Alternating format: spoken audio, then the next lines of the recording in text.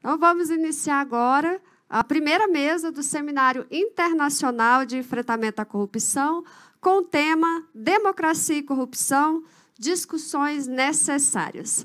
O mediador será Rudinei Marques, presidente do Fórum Nacional Permanente de Carreiras Típicas de Estado, FONACAT, auditor federal de Finanças e Controle da Controladoria Geral da União, pós-graduado em Contabilidade, Auditoria e Finanças Governamentais, mestre e doutor em Filosofia e também presidente da Federação Nacional dos Auditores de Controle Interno, FENAUD.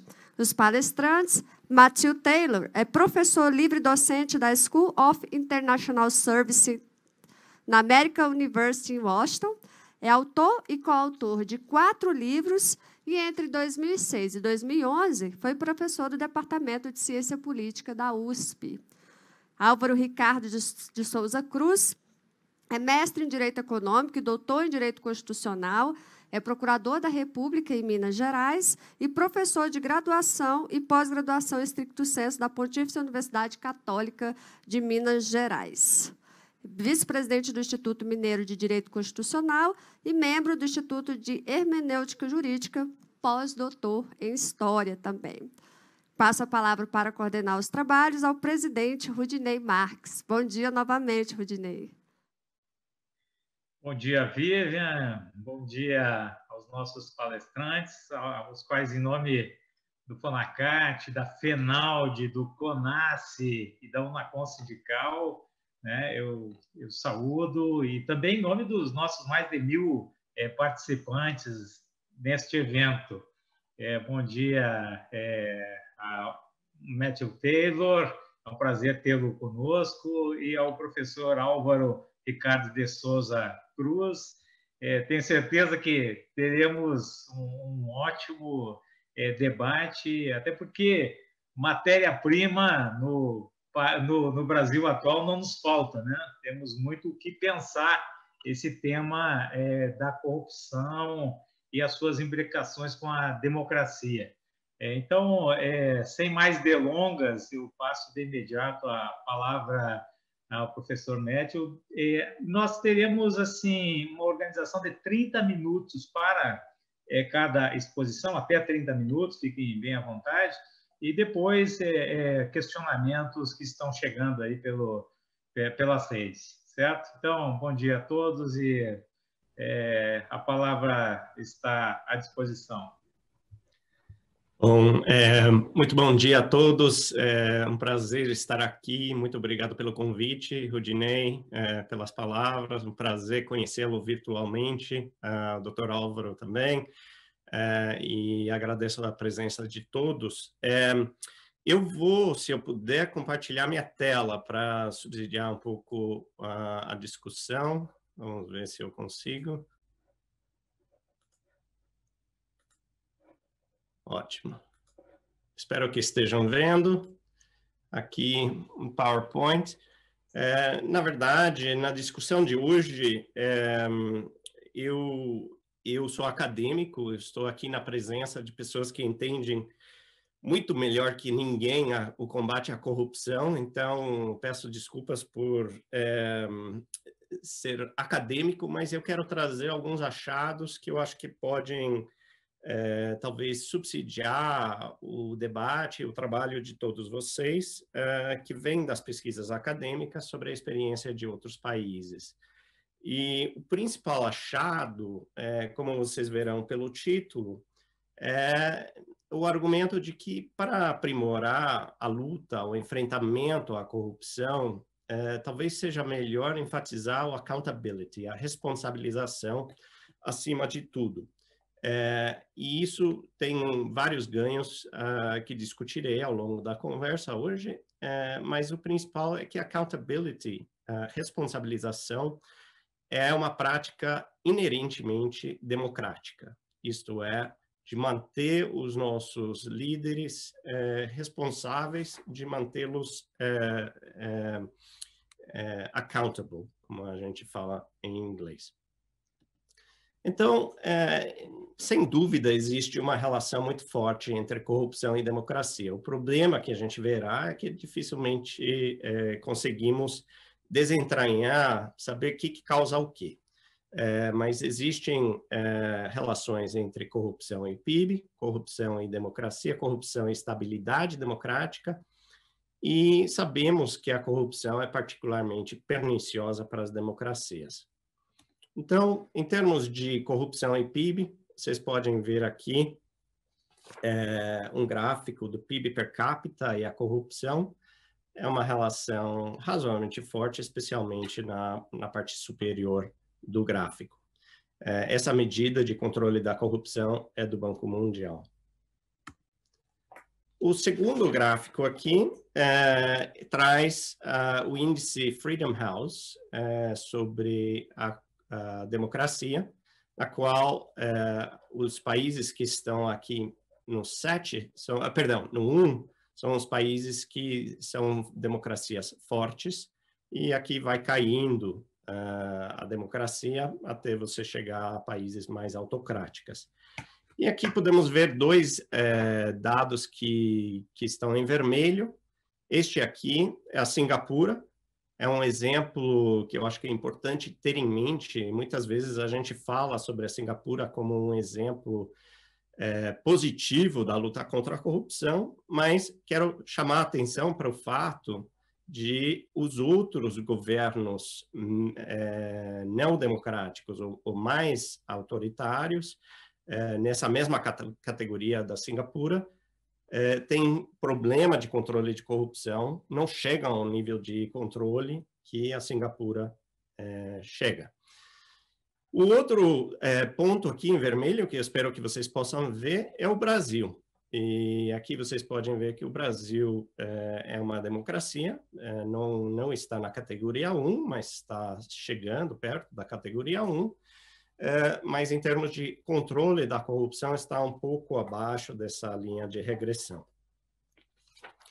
Então, sempre há uma certa variância ao redor destes números, que talvez tenha a ver também com o fato do Brasil economicamente estar um pouco abaixo de outras democracias que estão nesta categoria.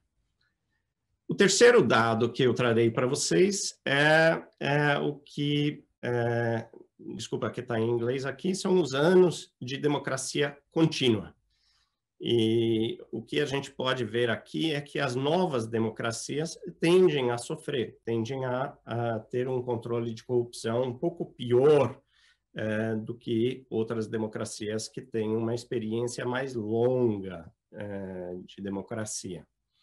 E aqui eu estou falando para vocês de Washington, capital desta democracia, que é uma democracia velha, mas que também está abaixo da linha em termos de controle de corrupção, relativo ao que a linha de regressão sugeriria.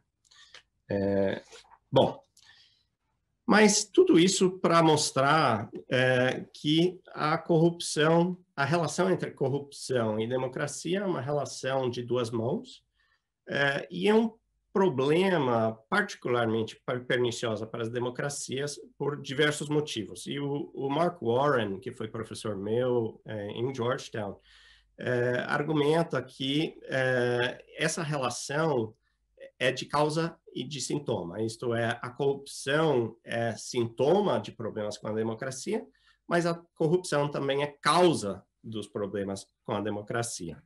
E ele aponta para diversos caminhos que tornam difíceis essa relação corrupção-democracia. Primeiro, a corrupção, ela mina a capacidade de tomada de decisões coletivas. Quebra a capacidade do eleitorado de influenciar em decisões públicas. Segundo, a corrupção reduz o domínio da ação pública. Isto é, torna as pessoas mais cínicas sobre sua capacidade de influenciar, de deliberar, de tomar atitudes que são ouvidas pelos atores políticos. Terceiro, a corrupção gera ineficiência na outorga de serviços públicos. Acho que não preciso falar mais sobre isso, mas todos nós sabemos que essas ineficiências podem ser realmente significativas. E, talvez mais importante, a corrupção acaba enfraquecendo a cultura democrática por todos esses motivos já descritos, mas principalmente porque mina a confiança do cidadão. Mina a confiança do cidadão sobre a reciprocidade entre ele e outros, e também entre o cidadão e a classe política. Então, eu vou passar agora para falar um pouco sobre como que a gente pode aprimorar o combate à corrupção, isto é, o enfrentamento à corrupção, que vai ser o foco do resto da conversa de hoje. É uma conversa na qual eu vou enfatizar particularmente as democracias, mas eu acho que também traz alguns aprendizados mesmo de países não democráticos. Então,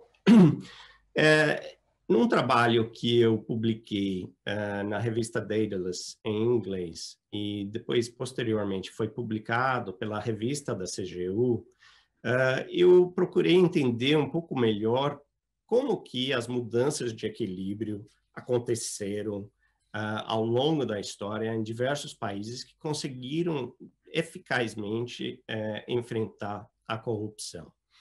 E o grande aprendizado, como o Till mencionou, vem um pouco do trabalho da Lina Mungiu-Pipdi, de que é muito raro encontrarmos avanços no curto prazo. Muitas vezes, esses avanços demoram décadas. E, portanto, muitas vezes a gente pensa que é só fazer um enfrentamento tópico, um enfrentamento em um assunto ou uma determinada área, e isso acabará com a corrupção. Mas o fato é que, mesmo os casos de sucesso, como a Suécia de hoje, demoraram 4 décadas no século XIX para enfrentar eficazmente a corrupção e para mudar de equilíbrio nesse período. Nesse período de 4 décadas, também o enfrentamento à corrupção passou por diversas políticas públicas. Então, por exemplo, a Suécia, reagindo a um enfrentamento, um embate militar, a Suécia resolveu que precisava limpar o serviço público, isto é, aprimorar os controles sobre a burocracia, tentar aumentar os controles sobre líderes políticos, eliminar todo tipo de nomeação política dentro do serviço público e realmente criar condições para uma legítima contestação política. Então, realmente, tudo isso foi, de certa forma, ao mesmo tempo, uma forma de enfrentar a corrupção, mas, mais importante do que isso, de aprofundar a democracia. E o que eu quero chamar a atenção aqui, no caso da Suécia, é que essas reformas foram pensadas muito mais pelo lado da democracia e do aprimoramento dos serviços públicos do que, propriamente dito, o enfrentamento à corrupção. Ou seja, foram reformas indiretas. Poucas dessas novas políticas foram desenhadas diretamente para enfrentar a corrupção. Quase todas elas vieram de uma preocupação da elite sueca sobre a importância de levar a cabo mudanças institucionais genuínas, sinceras. Então, você teve um padrão de comportamento aqui de pequenas mudanças, pequenas fatias, muito incrementais, um processo muito incremental, e muitas vezes, eu diria, sem um controle central e sem uma estratégia nacional. Ou seja, não veio de cima, não foi uma coisa que foi dirigida e controlada de cima para baixo. Foi um processo incremental, mas com um norte ao longo do processo, que era aprimorar o funcionamento do sistema político. Então, novamente, um processo longo, um processo com uma ênfase apenas indireta sobre a corrupção e com reformas que abordaram uma variedade enorme de políticas públicas e de agências diferentes dentro do Estado Nacional. Um segundo exemplo histórico vem dos Estados Unidos, na época que nós chamamos da Era Progressista, que vai mais ou menos de 1870 até mais ou menos 1930. E, novamente, aqui é um caso onde não houve uma coordenação central, mas havia um desconforto nacional com o funcionamento do governo. Então, novamente, muitas reformas que tiveram um norte comum, mas que não seguiam o norte propriamente dito da corrupção em si. Então, por exemplo, a regulamentação de monopólios, o que os americanos chamam de trusts, a eliminação de nomeações políticas dentro da burocracia federal, restrições sobre doações corporativas de empresas para as campanhas políticas. A tentativa de diminuir o controle dos chamados bosses, os chefões municipais no campo político. Então, foi um processo. Há um debate entre os historiadores, tem gente que fala que foi um processo de apenas 16 anos, entre 1901 e 1917, a Primeira Guerra Mundial, mas quando a gente vê as reformas que tiveram impacto, de fato, é um processo que demora, de começo a fim, mais ou menos 60 anos. E eu trago esses dois exemplos porque eu acho que muitas vezes a gente pensa que os países que estão num equilíbrio virtuoso, esses países que estão se dando relativamente bem no combate à corrupção, sempre estiveram neste equilíbrio, né? E o que a gente vê é que é uma luta que demora séculos, é uma luta que muitas vezes tem objetivos que não são a corrupção em si. Muitas vezes é uma luta que é muito confusa, com diversos, não é bem contra mal, preto contra branco. Muitas vezes é uma coisa que vem com uma certa moralidade ambígua. No caso dos Estados Unidos, muitos progressistas foram pessoas que procuravam aprimorar o serviço público, mas que, ao mesmo tempo, tinham um viés muito racista, muito anti-imigrante e assim por diante. Então, as inclinações nem sempre são, os motivadores nem sempre são motivadores 100%, digamos, idôneos. Em alguns casos, acho que até o equilíbrio que resultou por vias tortas, digamos assim. Bom, a outra coisa que a história nos traz são exemplos de menos sucesso, para não dizer fracasso. E eu acho que o caso da Itália é um exemplo que o Brasil conhece bem, até pela experiência recente da Lava Jato, onde muitos tiraram lições importantes da Operação Manipulite, e não podemos tirar o mérito da Manipulite, mas, de certa forma, ele mostra o argumento que eu quero trazer para vocês hoje, que a luta contra a corrupção precisa ser abrangente e precisa ter uma raiz, ou ter raízes mais difusas do que apenas uma cruzada, digamos, judicial. Então, eu acho que houve um número de fatores que ajudaram a Manipulite no início. E, de fato, o Manipulite foi um enorme sucesso, que conseguiu investigar mais de 6 mil indivíduos, inclusive, entre esses, 500 membros do parlamento e 5 primeiros ministros. Teve vários fatores que ajudaram com o surgimento da Manipulite, uma maior independência judiciária, a popularidade do movimento anti-máfia, que esses procuradores e promotores e juízes levaram adiante, o fim da Guerra Fria, e um apoio maciço, pelo menos inicialmente, um apoio público maciço. Mas depois desse grande balão, esse grande ímpeto do Manipulite, alguns desses magistrados perderam a confiança do público, em muitos casos porque foram vistos como motivados por razões políticas.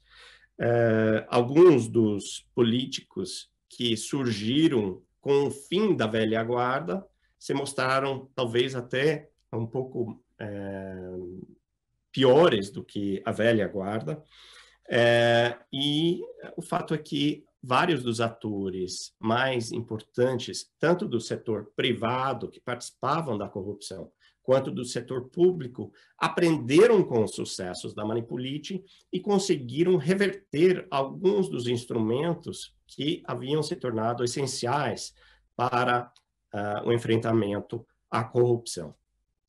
Da mesma maneira, o público também se saturou. E eu acho que este efeito realmente mostra como mostra a dificuldade, digamos, de um enfrentamento à corrupção muito pontual e pouco abrangente. E depois de alguns anos, com a subida do Berlusconi, com a aliança, a coalizão que ele construiu, conseguiu-se reverter muitos dos ganhos iniciais. E há quem diga que a Itália hoje está em uma situação pior do que esteve no início da década dos anos 90. Bom, outro exemplo desse tipo de campanha pontual é o exemplo que vem do México. E o caso aqui do presidente Vicente Fox é ilustrativo. Vocês devem se lembrar que o Fox chegou ao poder, foi o primeiro presidente que não fosse do PRI em 70 anos, e ele decidiu que ele, de cima para baixo, criaria uma campanha anticorrupção. E implementou várias reformas importantes, mas essa proposta foi derrotada, digamos, foi perdendo força depois de apenas 3 anos, em parte porque o próprio governo do Fox foi acusado de corrupção. Então, isso mostra um pouco a dificuldade de achar que é só pôr a pessoa certa no topo do governo para enfrentar eficazmente a corrupção. Então, isso nos deixa, eu diria, entre uma coisa um pouco deprimente, porque demora tanto, né? Esses casos de sucesso que demoraram séculos, e estes casos de ênfase forte na anticorrupção que acabam, digamos, perdendo a força.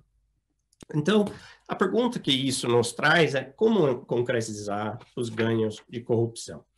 E para responder isso, como acadêmico, vocês me perdoarão, eu vou ter que trazer 2 conceitos acadêmicos, mas eu juro que este é o único slide mais acadêmico nesse sentido. Então, o primeiro conceito é apenas o conceito de policy bursts, o que a gente poderia traduzir vulgarmente como campanhas de políticas públicas. A ideia aqui são políticas públicas específicas para abordar determinados problemas e ter efeitos imediatos sobre um determinado problema. Então, estou pensando aqui, por exemplo, a lei de acesso à informação. Seria um bom exemplo de um policy burst. O problema desses policy bursts, como a gente viu no exemplo do México, a gente viu de certa forma também no caso da Itália, é que muitas vezes eles têm um impacto imediato, mas são facilmente minados por oposições diversas. Então, por exemplo, as leis de acesso à informação funcionam inicialmente e depois os servidores públicos que não coadunam com o intuito da lei de acesso à informação aprendem formas de burlar ou de contornar a regulamentação. Outro exemplo seriam novas ferramentas penais, leis contra a lavagem de dinheiro, por exemplo, que funcionam inicialmente, mas aí advogados criminalistas, naturalmente, vão aprendendo como lidar com essas leis. Outro exemplo são as agências anticorrupção, que foram usadas especialmente na Ásia, mas onde você cria uma agência, mas muitas vezes não tem sequência, e aí acaba caindo e a agência perde seu valor. O outro conceito aqui é o conceito de equilíbrio. E aqui equilíbrio não é tanto de balançar, é de manter constante. E aí eu estou pensando um equilíbrio com um estado de mente, uma forma autossustentável da sociedade manter uma regra em pé. E o exemplo mais claro aqui de um equilíbrio é a decisão de como sair no nosso carro de manhã. A gente entra na garagem, pega a volante, vai para a rua e, estando no Brasil, estando nos Estados Unidos, a gente fica sempre do lado direito. Nunca vamos virar... bom, esperamos que ninguém aqui, imagino que ninguém aqui dirigiria do lado esquerdo. Então, um equilíbrio é um estado de mente, são normas, são rotinas, são padrões de comportamento que tanto eu quanto vocês todos seguimos. E esse equilíbrio pode ser pernicioso, pode ser negativo, mas pode ser um equilíbrio positivo. E aí, no caso da corrupção, o equilíbrio positivo é o que a Mungil Pipedi chama de universalismo ético, um ciclo virtuoso onde o cidadão participa, as instituições funcionam, os cidadãos se sentem empoderados e, em uma única palavra, este equilíbrio pode se expressar como Dinamarca, né? É o país que talvez melhor expresse esse equilíbrio.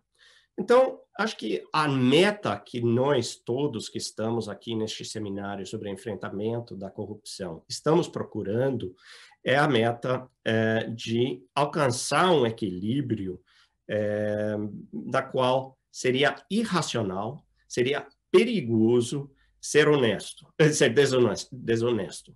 Ou seja, um equilíbrio no qual as instituições de accountability vão se retroalimentando, sendo retroalimentados pela política e também pela participação cidadã. Então, eu vou só finalizar a minha fala dando alguns exemplos aqui na terceira sessão sobre países que conseguiram achar um meio caminho entre o que eu chamei de campanhas pontuais e este processo mais longo de mudança estrutural que foi visto na Suécia, que foi vista nos Estados Unidos. Então, estes são 3 países, se a gente for olhar os dados sobre mudanças de equilíbrio, notem bem, quando você pensa em uma mudança de equilíbrio, tem 2 extremos. Tem o equilíbrio pernicioso, aqui embaixo, aqueles países muito corruptos, e aqui em cima, esse equilíbrio virtuoso. Mas também tem equilíbrios intermediários. Então, estes são países que não saíram do pior para o melhor, mas conseguiram um aumento significativo na capacidade de controle da corrupção em um período de 2 décadas. Então, para escolher estes casos, eu usei os dados do Banco Mundial de controle da corrupção, e vocês podem ver os ganhos que foram alcançados por estes 3 países. Eu também escolhi entre 8 países possíveis que tiveram ganhos de mais de 20% ao longo deste período. Eu escolhi 3 exemplos que eu acho interessantes por terem diversas características econômicas e políticas. Então, a Geórgia é uma democracia. Vocês podem ver pelo gráfico, pela tabela aqui, que é de média para baixa renda. A Ruanda é um país pseudo-democrático, mas com um único presidente ao longo do período inteiro, o Kagame. E o Japão é um país que, embora não formalmente não cabe dentro da minha linha de corte de 20%, teve um ganho significativo de mais de 10% nesse período e é uma democracia com uma renda elevadíssima. Então, só escolhi esses 3 porque eu acho que é relevante pensarmos, são exemplos que não necessariamente são ricos e têm diversos níveis de democracia. Então, novamente, a meta aqui não é necessariamente sair do pior nível de controle da corrupção e chegar no melhor nível, mas sim um incremento significativo nesse período. E o que eu descobri ao me debruçar sobre a história destes países é que, de certa forma, sem usar estas palavras, eles seguiram uma lógica que eu chamo de uma abordagem estratégica para alcançar accountability. E aí, eu tento pensar 5 categorias de políticas que são necessárias para alcançar efetivamente a accountability. Transparência, o Dr. Rodinei conhece bem por ser da CGU e pelo trabalho de controle interno. Monitoramento, oversight, que a gente fala em inglês, que é a capacidade de fato de ver quando há algum tipo de saída da rotina, me falhou a palavra, mas quando tem algum erro de comportamento. A sanção, usando a palavra em inglês, sanction, mas talvez melhor falando em português, punição. E tudo isso é moderado pela efetividade institucional, isto é, a capacidade das agências do Estado, a participação civil do cidadão, a existência de leis para enfrentar determinados atos corruptos. E afetado também, moderado pela dominância política e econômica. E aqui, quanto maior o nível de dominância, pior para o controle a corrupção. Então, o que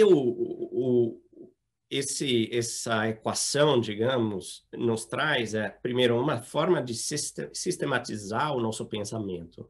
Não pensar apenas campanhas pontuais aqui e lá, mas realmente pensar uma coisa mais abrangente.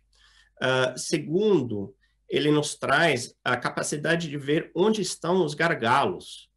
No caso do Brasil, eu não vou falar muito sobre o Brasil, porque temos pessoas aqui que conseguem falar muito melhor do que eu, mas, assim, no caso do Brasil, me parece que, pelo menos até o início da Lava Jato, estava muito claro que a transparência estava sendo aprimorado, a transparência tinha melhorado muitíssimo no período democrático, né? O monitoramento também estava em ascensão. Muitos órgãos do Estado Federal tinham ganho novos funcionários, orçamento, etc. Mas o problema, o gargalo maior na época, era de punição. Um judiciário que não funcionava, pelo menos não estava funcionando tão bem no campo do combate à corrupção. Então, o que a gente vê nesses casos de sucesso, como, por exemplo, a Geórgia? No caso da Geórgia, todo o país tem suas exceções, sua história particular. Podemos sempre falar que a Geórgia é uma exceção porque eles tiveram uma população muito educada, eles tinham um sistema educacional que veio do governo soviético. Mas, assim, isso também trouxe todo tipo de desafio, porque o sistema soviético, e particularmente o sistema pós-soviético, trouxe uma cleptocracia fenomenal. Então, o que aconteceu na Geórgia, que eu acho que ilustra bem como essa equação nos ajuda a pensar estrategicamente. Vocês podem ver aqui as 5 categorias, essas 5 categorias tiveram mudanças significativas em diversos âmbitos. Eu não vou falar sobre cada um deles para não afugentar a plateia, mas podemos ver, por exemplo, no campo da transparência, eu vou dar um exemplo muito interessante, que são as provas universitárias. Havia um sistema de tipo Enem, na Geórgia, mas era altamente corrupto. Um sistema terrivelmente corrupto e, basicamente, criaram um processo seletivo aberto. Nesse mesmo exemplo, no campo do monitoramento, colocaram câmeras de vídeo em todas as salas. Eu sei que hoje em dia isso é muito comum, mas isso estamos falando de 2000, 2006, e eles colocaram um vídeo que podia ser assistido por qualquer um, em qualquer parte do país.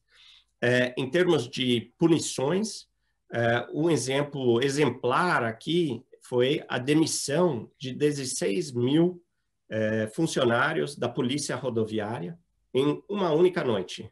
Basicamente falaram, o sistema está corrompido até a última, foram demitidos e iniciou-se de novo um programa de contratação de policiais. Em termos de efetividade, temos todo tipo de mudanças aqui em termos de recrutamento de servidores, aumento do salário dos servidores, um aumento da arrecadação tributária para poder pagar isso, novas leis anticorrupção, novas leis anti-lavagem, assim por diante. E também, óbvio, novos órgãos anticorrupção. E tudo isso foi facilitado, obviamente, por uma queda na dominância política. Teve a Revolução das Rosas, a derrota do presidente. Na verdade, este é o presidente que foi reformista, ele também foi derrotado, então teve uma mudança significativa no campo político que ajudou a gerar uma mudança de equilíbrio. Novamente, não foi uma mudança de sujo para limpo, de pernicioso para virtuoso, mas foi uma mudança significativa, apesar disso tudo. A gente pode falar sobre os outros exemplos, Ruanda, o Japão. Eu só vou falar de 2 questões que eu acho importantes no caso desses 2 países. Não vou entrar em grandes detalhes sobre cada um, mas no caso da Ruanda, é um país... Professor? Sim. Coube-me o papel ingrato dele. Perfeito. Tempo, então, se o senhor puder... Recado recebido. 2 a 3 minutos. Perfeito, obrigado. Então, eu volto nisso posteriormente, desculpem a delonga. Eu só vou terminar, então, dizendo alguns dos aprendizados que vêm dessa história e dessa comparação internacional. A primeira em vez de tentar achar que um Big Bang, que uma abordagem, uma campanha resolveria de vez o problema da corrupção, é importante pensar como criar uma estratégia de ganhos incrementais, mas uma estratégia iterativa, isto é, que faz mudança em determinado campo, reflete sobre o impacto desta mudança e volta a propor reformas dentro deste campo. Segundo, pensar as soluções adequadas para cada contexto local. E o fato aqui é, cada país tem o seu contexto, sua história, sua política. Dificilmente podemos implementar o que funcionou na Suécia no Brasil, mas podemos sim pensar como nos aproximar usando os instrumentos disponíveis a nível local para aprimorar a situação. Finalmente, essa abordagem, ela exige um trabalho contínuo. E eu sei que todos vocês que trabalham nessa área sabem o quão contínuo é esse trabalho, mas eu enfatizaria, portanto, a segunda parte aqui, que é a estratégia. Não quero insinuar que deve haver um controle centralizado, porque os exemplos internacionais sugerem que controles de cima ou a centralização tipicamente não funcionam. Mas sim precisa haver uma constante tentativa de ver como que os gargalos de hoje estão sendo enfrentados e, portanto, quais serão os gargalos de amanhã, como podemos abordar estes gargalos de forma a chegar a um novo equilíbrio. Obrigado e desculpem a delonga. Professor, nós agradecemos imensamente. Sua exposição foi brilhante, sempre trouxe muitos elementos para nós nos debruçarmos sobre essa questão do enfrentamento à corrupção. Eu venho da filosofia platônica e se tivesse que resumir em uma palavra, né, tudo que o senhor expôs, eu colocaria a questão do enraizamento, né? É preciso que esses mecanismos estejam enraizados, né, para que deem frutos no longo prazo. Mas as questões deixaremos para depois da fala do professor Álvaro Ricardo de Souza Cruz. A quem desejar, eu passo a palavra.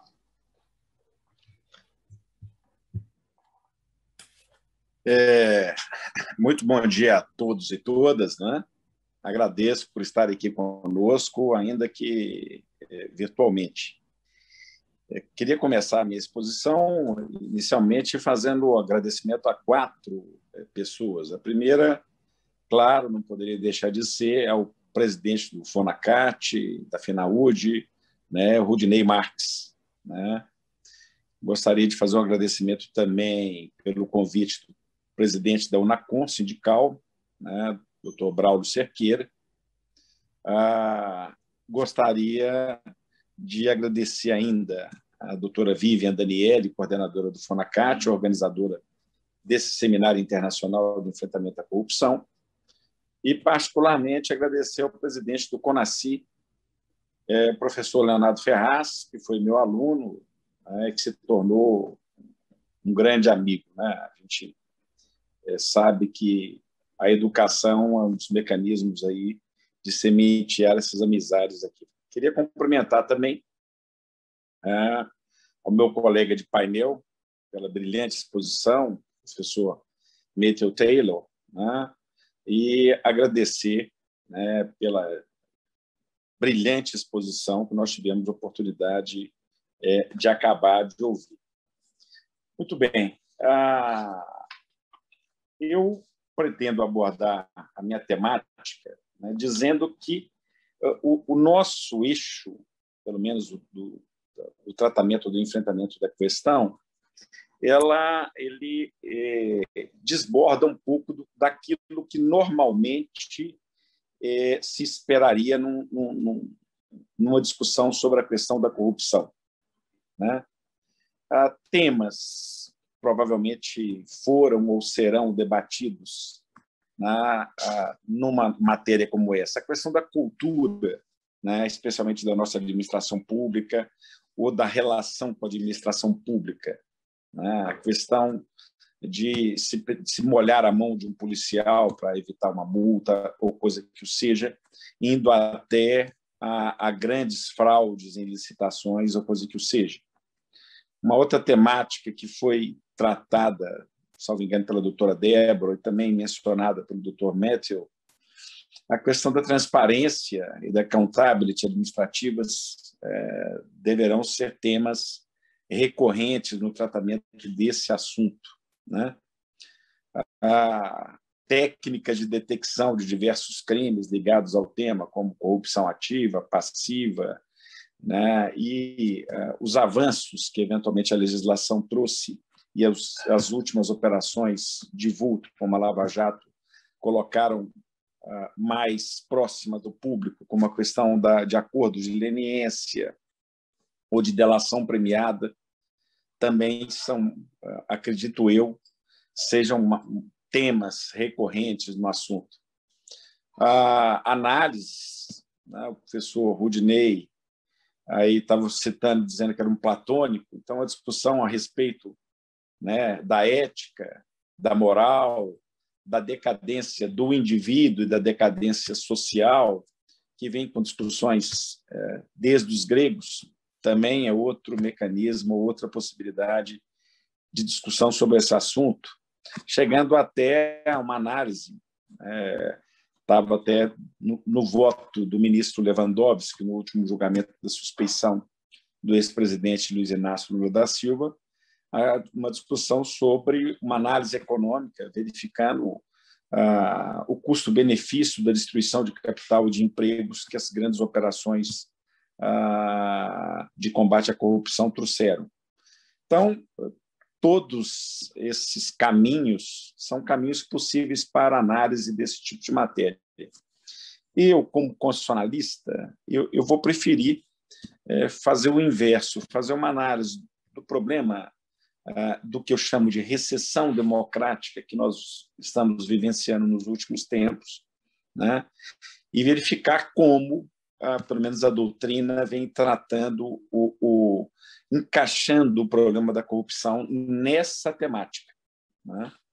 Então, é interessante a gente fazer uma observação, porque se pensássemos como Fukuyama, né, depois do fim da Segunda Guerra Mundial, especialmente com a vitória das democracias ocidentais, particularmente Estados Unidos, Inglaterra e França, né? E depois, a partir de 1989, com a queda do Muro de Berlim e com a Glasnost, né? Esses elementos poderiam nos fazer pensar, né, de que a história teria acabado e que a democracia seria grande e vitoriosa, né, e simplesmente nós estaríamos com uma perspectiva histórica linear só de incremento, refinamento e melhoramento da perspectiva democrática. Não vou entrar aqui numa discussão de autores como Schumpeter, como Habermas, o Prevesserkovsky, sobre quais seriam os elementos indicadores desse conceito democrático. Prefiro trabalhar num conceito de amplitude semântica sobre isso. Mas o fato é que, nos últimos anos, essa perspectiva ufanista de fim da história, né, no sentido de que a democracia teria vencido, teria chegado ao final, está aí com alguns sustos ou solavancos que a gente vem sofrendo, né? O professor Matthew, não sei se vai concordar comigo, mas foi um grande solavanco na história americana a presidência do Donald Trump, né? Matteo Salvini, na Itália, um outro exemplo. Recep Erdogan, na Turquia, né? O Viktor Orbán, na Hungria. O Jaroslaw Kaczynski, na Polônia. Para a gente ficar apenas aí em 5, 6 exemplos daquilo que vem sendo comumente tratada no direito constitucional e na ciência política como uma recessão democrática, né?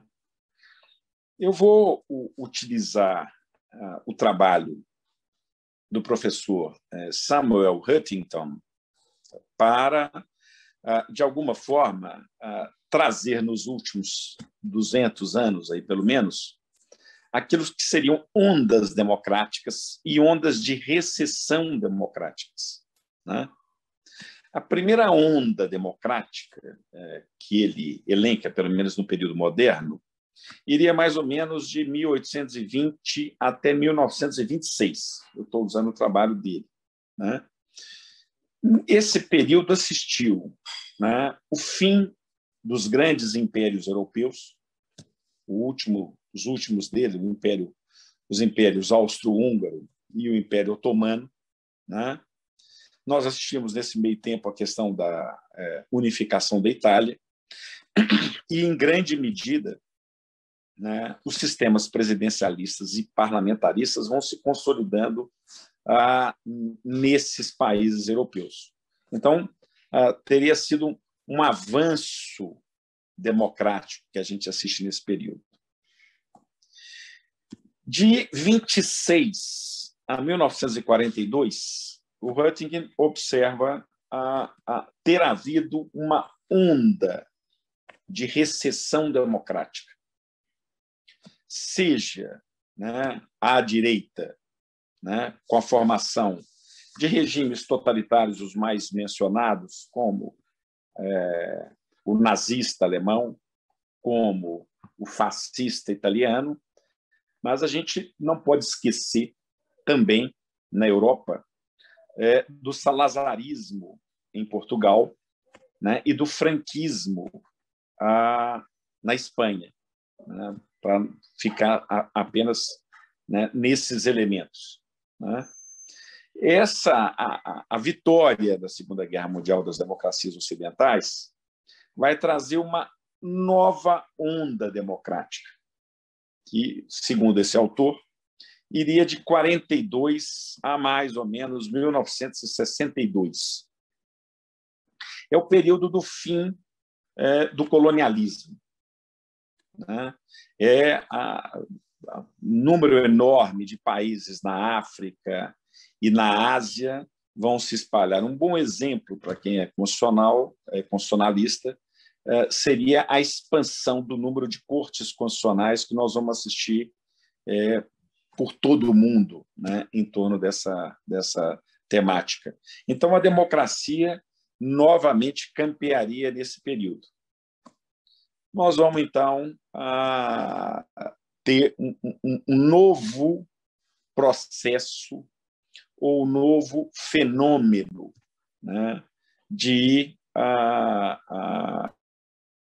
recesso, de recessão democrática, que iria mais ou menos de 62 a 75.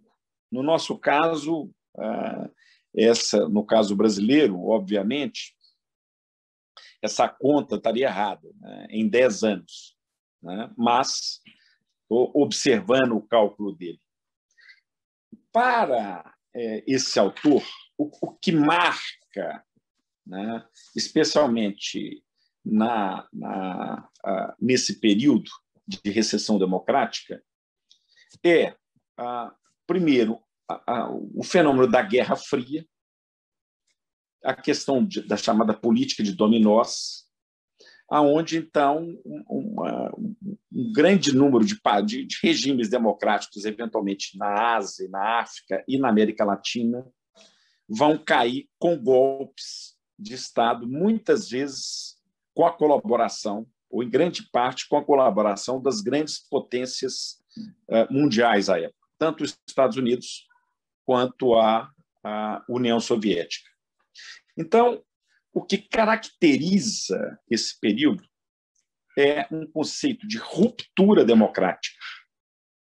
E essa ruptura democrática se dá como elemento incidente, incisivo, rápido, que é um putsch ou um golpe de Estado, em grande medida, como acontece no Brasil, com a colaboração tanto da sociedade civil, mas marcadamente das Forças Armadas, utilizando aqui da chamada doutrina da segurança nacional, lá atrás, no período varguista, forjada pelo general Góes Monteiro, e depois gerida ou gestada pela ESB, pela Escola Superior de guerra. Vamos colocar, né? Vamos fazer uma defesa do professor Samuel, né? Dizer que a ideia de golpes, né, ela não está apenas restrita a esse período de tempo. Nós acabamos de assistir na Tailândia, né, um golpe de Estado militar, né, que praticamente tira do poder, né, o partido tailandês FEU. Não sei se é exatamente essa a pronúncia de tempo.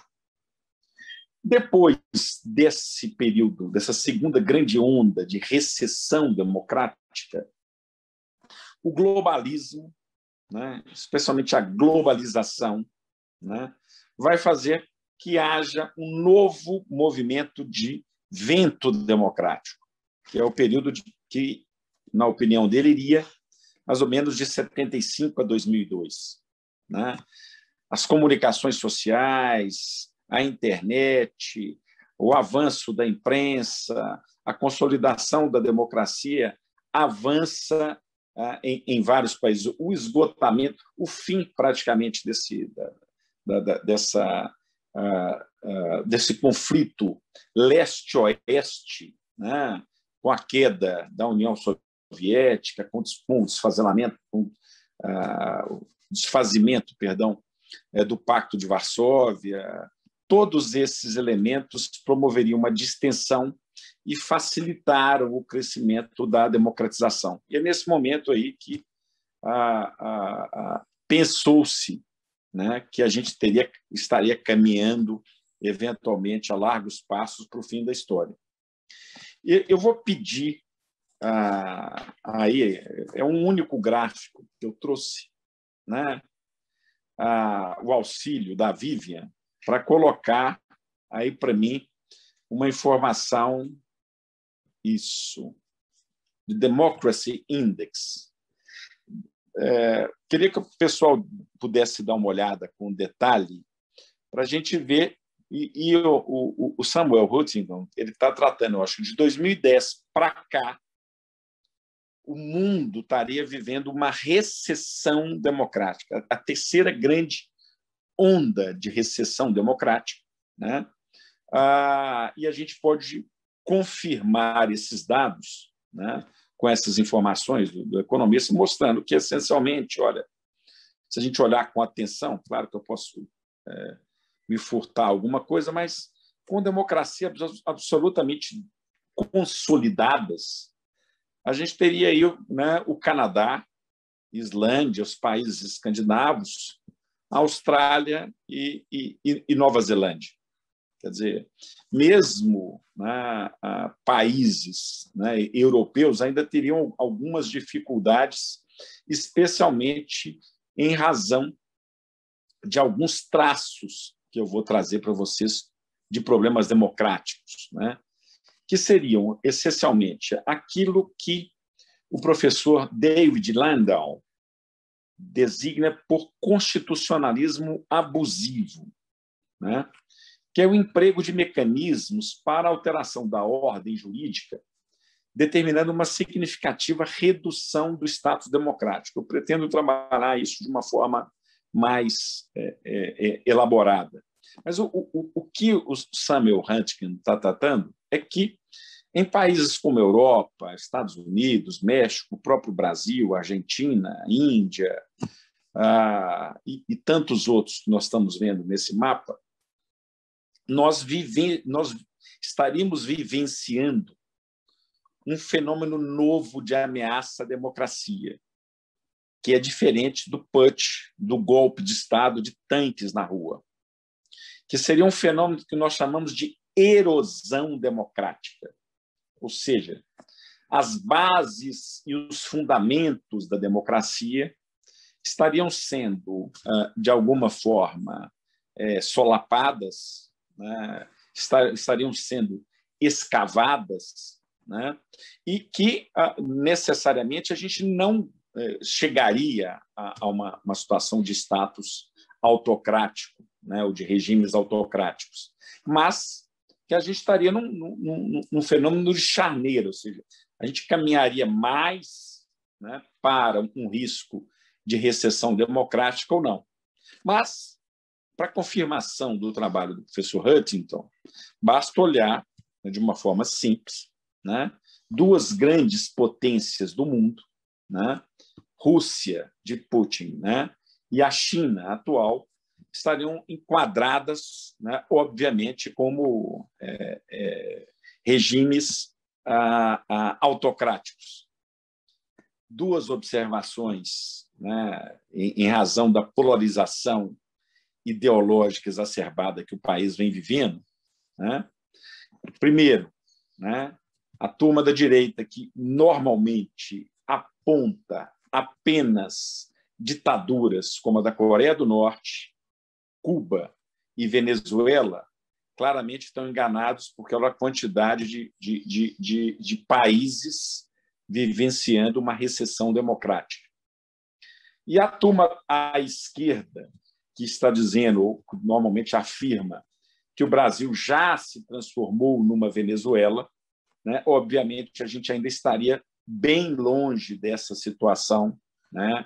De estarmos nessa situação. Então, um pequeno biombo, né? Para uma análise ou uma crítica, tanto da fala mais à extrema-direita ou mais à extrema-esquerda, para a gente fazer uma análise mais sólida em termos do constitucionalismo e da ciência política. A pergunta, né, que naturalmente as pessoas devem estar fazendo é o seguinte: olha, quais são os critérios para o reconhecimento de uma democracia? Esse índice democrático aí, qual que é o critério que ele está dizendo, que ele está tentando afirmar, por exemplo, né, que o Canadá do Trudeau, por exemplo, seria mais democrático do que os Estados Unidos de Trump. Para a gente não ficar aqui no Brasil e até fazer uma homenagem. O professor Metzel é americano, não é isso? Só para norte-americano. Isso. Então, só para fazer essa comparação, com quais bases ou critérios, né, eles estariam utilizando, né, para fazer esse gráfico? Eles vão utilizar de um trabalho oriundo, professor Taylor, da Universidade de Chicago, né, em torno do trabalho de dois autores norte-americanos, né, que é o Tom Ginsburg e o Aziz Z. Huq, né? Eu vou tentar, de alguma forma, encaixar a análise desses autores para, ao final, apontar aonde o problema da corrupção encaixaria nesse problema de recessão democrática ou dessa onda de recessão democrática que nós estaríamos vivenciando. Esses autores apontam 3 critérios. Tá? O primeiro critério seria o de a existência de eleições livres, justas e competitivas. Então, esse elemento, né, obviamente, tem uma série de articulações, né, que precisam ser examinadas. Por exemplo, a possibilidade e o nível de liberdade partidária, do exercício de propaganda política, a questão da formação de distritos não discriminatórios. Esse é um problema central na história da democracia norte-americana. Quer dizer, é só a partir das cortes de Warren Burger e de Burger-Wolgen, nos Estados Unidos, né, dos anos 40 aos anos 70, que uma série de formações de distritos que praticamente impediam a voz do eleitorado negro de se manifestar, de estar ali presente. O direito da liberdade de votar, né, vamos colocar assim, né, aqui no Brasil, né, só em 1932 a mulher, por exemplo, pôde votar. Nos Estados Unidos, só com a emenda constitucional 22, a mulher pôde, né, ter o direito de voto. né? Nos Estados Unidos, até hoje, você tem pelo menos até a década de 70, os nativos americanos tinham dificuldade de votar, algo que o Brasil e os Estados Unidos compartilham, que é a dificuldade do preso, especialmente o preso definitivo não pode votar, e o preso provisório, o Estado brasileiro não dá mecanismos para essa grande parcela da população votar, e Estados Unidos e Brasil compartilham, né, uma característica de ter uma grande população carcerária, né? Mas, além disso, né, a distorção da vontade popular por meios de comunicação social, especialmente, né, esse é um fenômeno que começa com a chamada Revolução Árabe, que é uma revolução que é praticamente gestada em torno de meios de comunicação, como Instagram, WhatsApp,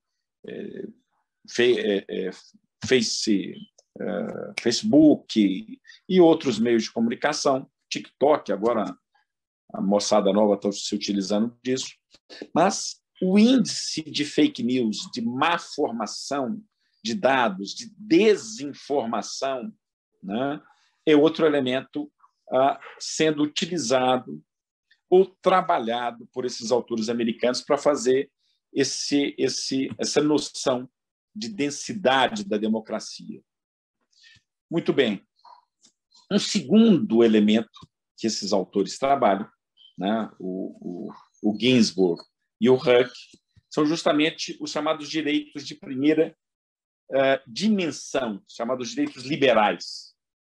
Então, a questão da liberdade de associação, a questão do liberdade de expressão e, naturalmente, a questão do controle da mídia, o nível de censura, o aspecto da liberdade religiosa, particularmente isso na África e na Ásia.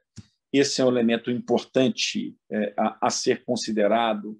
A questão do manuseio da propriedade privada, a liberdade de contratar, a liberdade de trabalhar, a igualdade no direito de voto. Todos esses são elementos que esses autores colocam. Para que a gente não caia na velha crítica do professor Oliveira Viana ao Rui Barbosa, lá no princípio do século, dizendo, né, o Oliveira Viana era um grande crítico do Rui Barbosa, dizendo, olha, o Rui Barbosa está trazendo aqui, conhece muito o direito americano, ou coisa que seja, mas ele não percebe, né, a necessária adaptação ou a necessária análise ou filtragem dos aspectos teóricos vindo, né, de países estrangeiros aqui para o Brasil. Então, eu faço só uma pequena análise, uma pequena crítica aos autores Huck e Ginsburg, no sentido da importância também, especialmente em países pobres como o nosso, né, em desenvolvimento como o nosso, para o desenvolvimento dos chamados direitos sociais e coletivos. Não se pode falar em direito à associação, de participação política, quando a pessoa não sabe ler, não sabe escrever, quando, né, nos dias de hoje, nós estamos aí com 1 em cada 10 brasileiros, né, com risco, né, de alimentação, de não conseguir, agora, no horário do almoço, poder se alimentar. Então, moradia e outros elementos de direitos sociais e coletivos, seguramente, para nós, né, não podem ser esquecidos, ou, pelo menos para fins de nossa análise, devem ser incorporados para a análise da densidade democrática e da consolidação democrática no Brasil. O último elemento que esses autores trazem é o rule of law, né, o chamado Estado de Direito, ou seja, a consolidação do desenho institucional, das corporações, né, não apenas das grandes funções legislativa, executiva e judiciária, mas de todos os órgãos, como os órgãos de fiscalização. Nós estamos aqui trabalhando com uma série de auditores ou coisa que seja, né? Esse elemento seria absolutamente importante. Eles trazem alguns elementos, como, por exemplo, a presença ou não de emendas constitucionais que consolidaram governos autoritários. Bons exemplos, né, com o Fidesz, partido Fidesz. Na Hungria, a consolidação do Viktor Orbán, né? O mesmo fenômeno na Polônia, né? A ideia, a modificação, o fechamento da Suprema Corte, impeachments reiterados de ministros da Suprema Corte venezuelana e boliviana aqui perto do Brasil, né, são elementos que, de alguma forma, enfraqueceram, né, a fiscalização entre os poderes. Não estou nem me referindo à chamada teoria clássica dos federalistas de check and balances. A gente precisa, de alguma forma, caminhar, porque os federalistas, de alguma forma, eles estabeleciam uma fidelidade entre poderes, e a ciência política hoje deixa claro que, muitas vezes, você tem um parlamentar de um mesmo partido que vai apoiar o executivo exatamente pela identidade partidária. Então, a ideia de checks and balances precisa ser atualizada com os elementos atuais. Mas esses problemas que nós assistimos, né, têm fatos curiosos aqui no Brasil, né?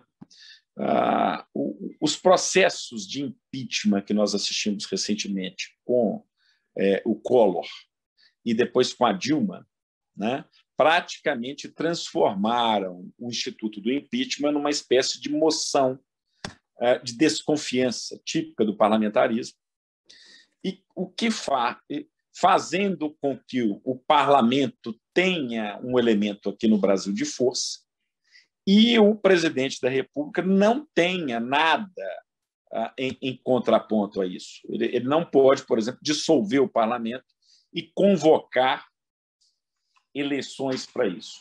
Então, esse seria um exemplo, né, dentro da análise do Huck e do Ginsburg, aqui, claramente, no Brasil.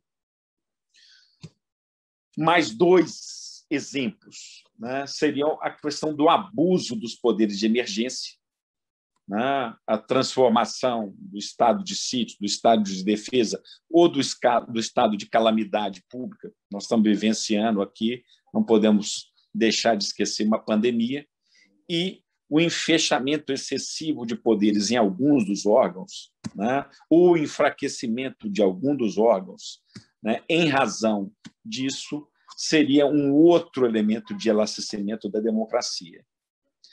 A corrupção, ela entra exatamente com um elemento grave de forjar aquilo que eles chamam de descrença da democracia e na descrença no direito. A sensação de impunidade, né, faz com que, muitas vezes, as pessoas descreiam da democracia. Se você fizer uma pesquisa, boa parte da população, não só no Brasil, mas você pode fazer uma pesquisa em outros países, e esses dados também são passíveis de serem encontrados, grande parte da população hoje já não acredita nos institutos democráticos. As pessoas, eles acham que a ditadura, que uma ação de força, né, seria capaz de depurar os problemas que nós estaríamos enfrentando ou estaríamos vivenciando para esse tipo de questão.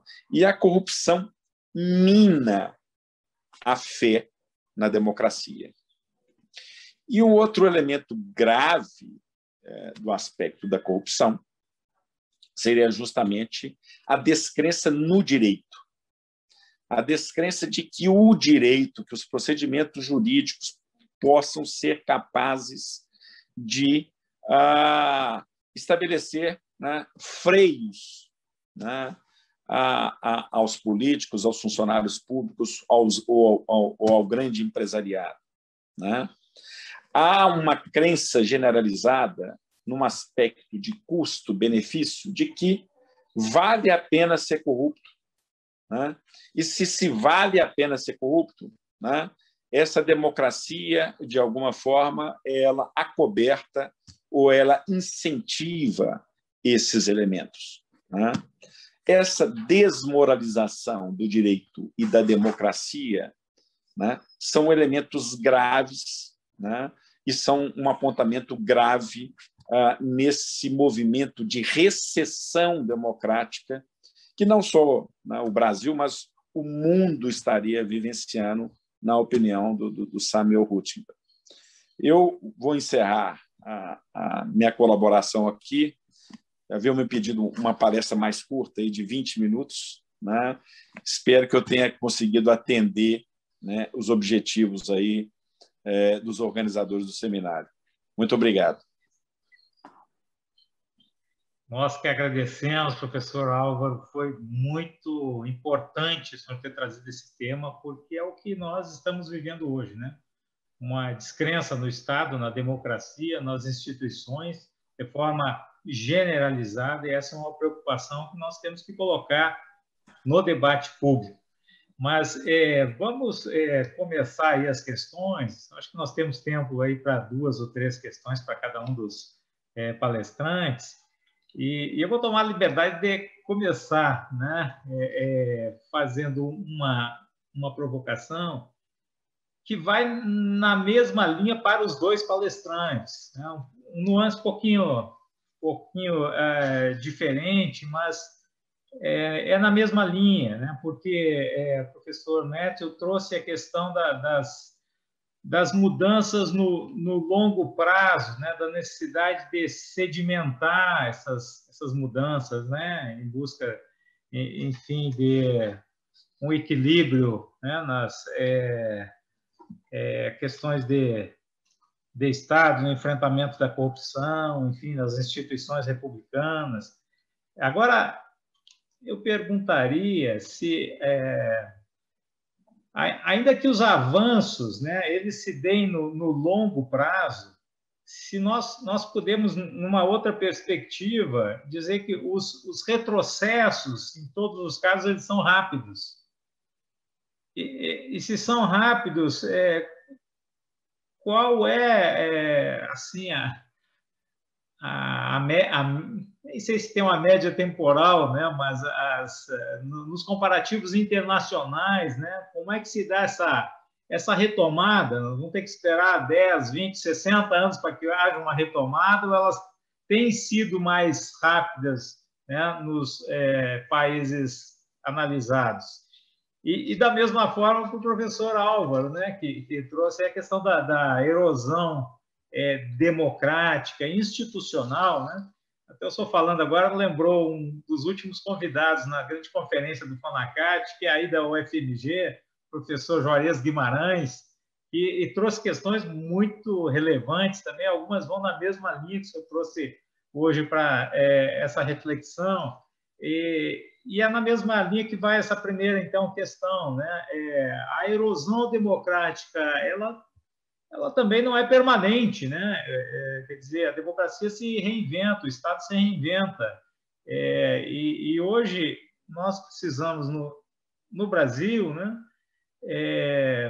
Eu tenho dito aí nas minhas falas no espaço público, a primeira coisa a gente tem que tentar se manter vivo, né? Sobreviver. A segunda é manter a sanidade psíquica, né? E a terceira, se for possível, a gente tem que ter alguma esperança que vai sair de um fundo de poço e que nós não paramos de cair, né? Então, a questão vai na mesma linha, né? essa erosão democrática ela pode cicatrizar, né? E como é que como nós fazemos isso, né? Cabe a cada um de nós, porque esse é um evento que reúne acadêmicos, estudiosos, servidores que atuam, né, em várias áreas do Estado brasileiro. Lá no Fonacart nós temos praticamente todas as carreiras de Estado aí, que atuam em áreas essenciais, estratégicas, e reunimos também a sociedade civil aqui representados por dezenas de associações e sindicatos. Como é que nós podemos ajudar para recompor, né, o tecido democrático no Brasil, né, em função até do próprio índice da democracia que foi apresentado há pouco, que mostra que nós não estamos tão bem, né? Para não dizer que estamos realmente muito mal. Mas, bom, são essas questões, então, iniciais. Professor Neto, por favor. Bom, obrigado pela pergunta, excelente pergunta, e também a verdadeira aula do professor Álvaro. Acho que, respondendo à pergunta sobre retrocessos, gostei muito da formulação da pergunta. Acho que os retrocessos muitas vezes vêm muito mais rápido do que os avanços, né? E, em parte, se a gente pensar essa equação de accountability, eu acho que, particularmente no campo da corrupção, do enfrentamento da corrupção, os retrocessos vêm nas duas variáveis, as duas últimas variáveis. A primeira é a participação do cidadão, que afeta a efetividade das instituições, e também a dominância política, ou seja, tem uma mudança no campo político que impacta a possibilidade, a efetividade do combate à corrupção. E aí, pegando carona um pouco no que o professor Álvaro mencionou, eu acho que o Huntington, ele falava das instituições como regras do jogo, né? Mas, ao mesmo tempo, como os comportamentos padronizados da sociedade. E eu acho que isso me dá certa esperança, porque eu acho que se a gente pensar a equação como um todo, e agora a pergunta do Rudinei nos leva a pensar o caso brasileiro, eu acho que as instituições de transparência, de monitoramento, continuam firmes e fortes, claro, sofrendo um pouco com a situação, em todo o país eu acho que essas instituições, órgãos estão sofrendo, mas o fato é que não mudou, por hora, não mudou a presença dessas agências, a sua capacidade, as leis subjacentes continuam existentes. Então, eu acho que com uma maior participação, com mudanças políticas, acho que a trajetória que, ao meu ver, o Brasil estava passando, pode voltar a se reerguer, digamos. Agora, eu acho que tudo depende muito do comportamento do cidadão, porque tudo volta, as instituições não são nada além do comportamento coletivo. Então, tudo passa pelo cidadão e a capacidade do cidadão de superar a polarização do momento atual, seja aqui nos Estados Unidos, seja no Brasil. Bem, muito obrigado, professor Alva. Queria agradecer a colocação. A grande, em primeiro lugar, quer dizer, otimista ou otimismo, nós estamos juntos, Rudinei. A gente, em primeiro lugar, na própria análise, no marco teórico que eu abracei para poder fazer a exposição, lá está falando em ondas de avanço e de retrocesso democrático. Se a gente está vivenciando uma onda de recesso democrático, o que se espera é que daqui a algum tempo isso caminhe para frente. A grande pergunta é as grandes perguntas que se devem fazer é que esse processo de erosão democrática, é um processo extremamente fino e muitas vezes difícil de se avaliar. Vou tentar fazer um exemplo metafórico para a gente poder entender, né? E imagina um homem ou uma mulher, né, de meia idade e que faça uma primeira plástica. A primeira alteração, ficou muito bem, rejuvenesceu, ficou ótimo, etc. e tal. Veio a segunda plástica, né? Também ficou muito bem, etc. e tal. Muito bem. Na 20ª plástica, eventualmente, na hora que você olha para o rosto daquela pessoa, você já vê claramente o rosto dela deformado. Eu estou usando esse paralelo para utilizar a referência de um outro autor americano, que é o Michael Rosenfeld, no conceito de identidade do sujeito constitucional. Qual é o ponto de degradação, de erosão, que não terá mais volta? Nós que somos da ciência social, eu não tenho esse elemento para isso, né? Eu posso apenas anotar na minha resposta que nos últimos tempos nós temos assistido de uma forma cada vez mais alta, cada vez mais elevada, cada vez mais forte, ações, né, que a gente chamaria de hardball. Esse é um conceito de outro professor americano, fazendo homenagem ao professor Taylor, que é o Mark Tushnet, né? O hardball, para a gente dar um exemplo aqui, o beisebol não é um esporte de predileção aqui no Brasil. A gente praticamente não conhece muito, mas de filme a gente sabe que tem alguém que tem uma bola e que vai jogar essa bola para um rebatedor. Imagina, Rudinei, imagina, Metzel, que você jogue com toda a força essa bola, com toda a violência, e você está jogando com seu filho, você está jogando com um menino aí de 8, 10 anos de idade, né? Jogar a bola com o máximo de força possível, teoricamente, está dentro das regras de jogo, né, do beisebol. Mas, vamos colocar assim, jogar com tanta força essa bola para bater na cara do menino e machucar o menino, será que isso seria legítimo ou legal? Né? Eu vou transplantar essa jogada de hardball aqui para o direito constitucional, né? Vamos fazer uma análise simples. O Supremo Tribunal Federal avaliou várias e várias vezes, né? Eu vi uma defesa, por exemplo, do Supremo Tribunal Federal no julgamento agora recente do Lula. Eu só pude rever a questão da suspeição depois da operação spoofing. Posso até engolir esse tipo de argumento. Mas a discussão da competência do Foro de Curitiba, isso já estava presente há 4 anos. Onde é que o Supremo erra? Lá atrás ou aqui agora?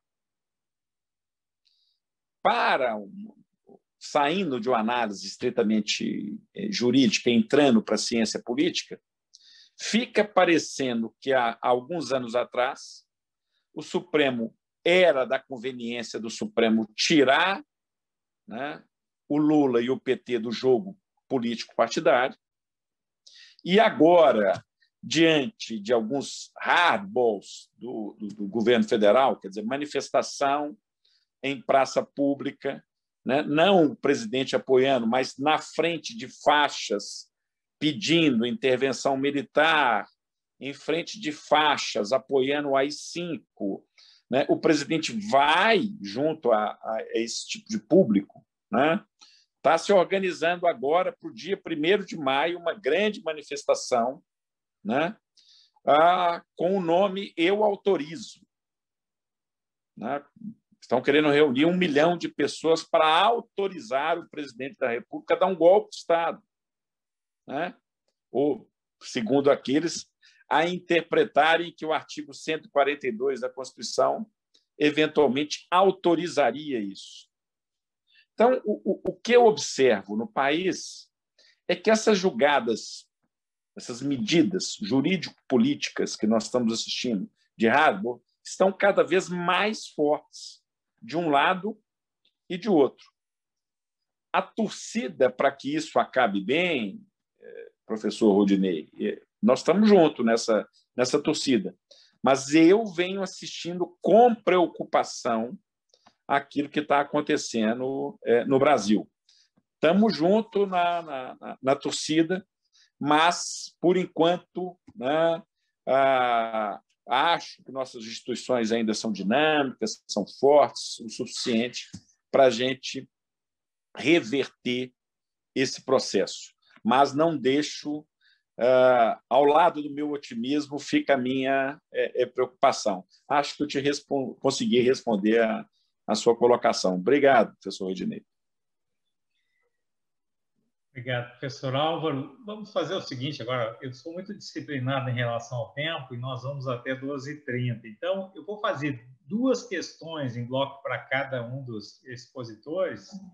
E aí, quando vocês responderem, já podem encaminhar suas considerações finais. Pode ser? Então, vamos começar com o professor Neto, então, para seguir aí a ordem que temos usado até aqui. Uma pergunta que vem, essa está com o nome aqui, do Rafael Kleiner. Seria o caso de pensar em um grande movimento para que os segmentos com maior poder na sociedade pudessem lutar para um pacto parecido com o realizado na Suécia do século XIX? Sair do particularismo para construir o universalismo? Essa é a primeira. A segunda, gostaria de saber do professor Neto se, sob algumas circunstâncias, há o risco de o equilíbrio pernicioso crescer em países que estão em nível intermediário, ao invés de diminuir. Se sim, quais seriam essas circunstâncias? Então, essas 2 questões e as suas considerações finais. Perfeito. Obrigado pelas perguntas. Eu acho que, para o Rafael, eu acho que eu até chamaria, em vez de movimento, eu acho que a democracia em si é interessante. Eu comecei a minha palestra mostrando alguns dados e mostrando que os sistemas autoritários, na verdade, não são muito bons para resolver problemas de corrupção. E eu acho que isso acontece porque na democracia há muitos atores que podem influenciar de diversas maneiras em diversos campos da responsabilização. Então, a democracia pode ter muitos problemas, mas a democracia é positiva no sentido de de institucionalizar a força destes movimentos populares de maneira a canalizá-los para diferentes políticas públicas. Alguns se exercem no campo da educação, outros no campo criminal, outros na economia e assim por diante. Mas esse esforço multivariado em diversos campos, eu acho que muitas vezes consegue criar o tipo daquilo que você chamou de pacto pelo universalismo. Agora, a pergunta sobre o equilíbrio pernicioso passar para um equilíbrio ainda pior, sim, claro. Eu acho que, na verdade, as últimas considerações do professor Álvaro, acho que chama a atenção para sempre pode piorar. Espero que não aconteça, mas eu acho que no caso da Itália, é um caso exemplar que une tanto democracia quanto corrupção e a luta contra a corrupção, e onde piorou. E onde costuma piorar não é por causa de uma falha nos controles, na transparência, no monitoramento mas é mais pelo lado do sistema político e a desmobilização cidadã. Então, eu acho que é importante manter isso em mente, e manter em mente, eu acho que eu só finalizaria falando, olhando de fora para o Brasil, eu concordo e fico muito preocupado de ouvir as considerações dos outros presentes, porque eu tenho uma afinidade pessoal pelo Brasil, gosto muito e não gostaria que nada disso acontecesse. Mas o que me choca, olhando para o Brasil dos últimos anos, é uma dominância política que não se vê em muitos outros países, ou seja, da coalizão governante conseguir reverter alguns avanços importantes no campo tanto da transparência, monitoramento, no campo jurídico, e eu espero que esse movimento seja temporário e não se aprofunde, mas certamente é uma tendência preocupante. Com isso dito, eu agradeço o convite para estar aqui com o professor Rodinei, professor Álvaro, agradeço aos organizadores e vou parar. Muito obrigado. Professor Álvaro, duas questões também e as suas considerações finais. Como enfrentar a corrupção se as reformas são realizadas por um sistema corrupto? Não seria melhor investir em uma estratégia de longo prazo, com foco na educação? Primeira questão. A segunda da presidente da FENADEPOL, a nossa amiga Tânia Prado, Federação Nacional dos Delegados da Polícia Federal. A Tânia pergunta como fortalecer os órgãos de controle. Há espaço para um fortalecimento institucional, como, por exemplo, independência e autonomia? São essas questões, professor. Gostaria de agradecer as perguntas, né? São múltiplos elementos, ou são múltiplas as variáveis para a explicação, né, de um sucesso ou de um insucesso em torno da democracia ou dessa recessão democrática.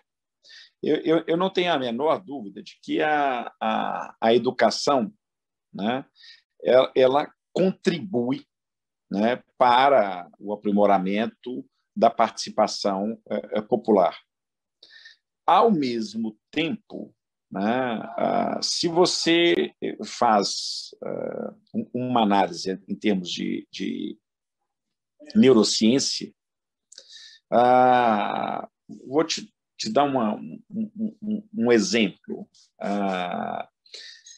Foi feito na penúltima eleição americana um trabalho com 200 eleitores, 200 republicanos e 200 democratas. Valeria aqui para nós 200 bolsonaristas e 200 petistas, para a gente estabelecer uma comparação. E o debate Trump versus Hillary. Fim do debate, perguntou-se aos 200 republicanos quem ganhou o debate. Os 200 disseram unisonamente Trump. Da mesma forma, a pergunta foi feita aos 200 democratas, né? Quem venceu o debate? Os 200 democratas disseram Hillary. Essas pessoas eram analfabetas, ignorantes? Não, todas elas tinham nível superior. Todas elas eram perfeitamente educadas, tinham graduação superior. O grande problema da pesquisa é de que o acompanhamento por eletrodos que se fizeram nos lóbulos do cérebro não assistiram participação no raciocínio fino do cérebro nosso. Eram as laterais do cérebro, os lóbulos laterais, que indicavam o funcionamento da emoção que estavam pulsando no momento do debate. Então, a minha resposta à primeira pergunta é, ao mesmo tempo, um sim enfático, sim, precisamos de melhorar a educação, sempre, não estou negando isso, e um não, isso não é suficiente. O fato da pessoa ser educada, da pessoa ser refinada, ela eventualmente não deixa de ser conduzida, levada pela polarização e, o que é mais grave, pela intolerância. Com relação à segunda pergunta da delegada, eu não tenho a menor dúvida de que a independência, né, e vou usar dos argumentos do professor Metto, quer dizer, numa democracia, você tem vários protagonistas, vários atores, e quanto mais independentes, né, CGU, a Polícia Federal, o Ministério Público, todos os órgãos de fiscalização, a Receita Federal, quanto mais independência, melhor. Não é o que nós temos assistido nos últimos tempos, né? O fato acontecido com o superintendente lá em Manaus, né? Uma vez que ele estava denunciando um problema de uma interferência irregular, pelo menos ao sentir dele, do ministro do Meio Ambiente, e ele simplesmente ser removido do cargo para outro lado, tem mostrado justamente o contrário. Quer dizer, nós estamos assistindo um movimento de redução ou de corte de ações ou de possibilidades dos nossos órgãos ou dos nossos atores políticos aqui no Brasil. Eu queria renovar o agradecimento ao convite que me foi feito. Particularmente, gostaria de agradecer, gostei demais de conhecer, gostei demais de aprender com o professor Metto Taylor nessa oportunidade, e agradecer a oportunidade de estar com vocês aqui nessa manhã, nessa palestra. Agradeço aos organizadores, né, e espero, né, tenha preenchido minimamente as expectativas em torno da minha presença aqui. Muito obrigado. Bom, meus caros, eu tenho que agradecer também a oportunidade de poder ter mediado, né, esse painel que foi riquíssimo, né? Nós saímos aqui com muitos elementos para pensar, né, o Brasil atual, tudo isso que está acontecendo e a importância de nós superarmos essas múltiplas crises que estamos vivendo. Então, em nome do FONACAT, do CONASSE, da FENALDE, do NACON Sindical, eu agradeço imensamente professores Metto Taylor e Álvaro Cruz. Espero que possamos contar com a presença de ambos no segundo seminário internacional, porque queremos tornar esse seminário uma constante aí na vida, né, política, acadêmica nacional. E feitos esses agradecimentos e aos nossos internautas que nos acompanham, eu passo a palavra para Vivian Daniele. Muito obrigado. Muito obrigada, presidente Rudinei Marques. Bom, agora nós vamos fazer um pequeno intervalo de almoço, vamos retornar a 1h30, né, com a mesa 2. Antes, eu só queria gostaria de dar uns recados, né? Lembramos que tem aqui no link, no link da descrição do vídeo, tem um link para que vocês possam confirmar a presença no evento e receber o certificado. Os certificados serão enviados assim que encerrar o evento, depois das 18 horas. Ou, quem preferir, tem o QR Code na tela, que nós vamos deixar no ar durante todo o evento. Vocês só precisam aproximar a câmera do celular e vocês vão cair no link que confirma de novo os dados de vocês. É realmente como se vocês fossem preencher a inscrição. Vai confirmar nome, né, e os dados pessoais para que possam receber o certificado no final da tarde. Aproveite, ative o sininho aqui no YouTube, siga o canal do FONACAT e também as nossas redes sociais no Facebook, Twitter e Instagram. Esperamos vocês às 1h30 aqui nesse mesmo canal.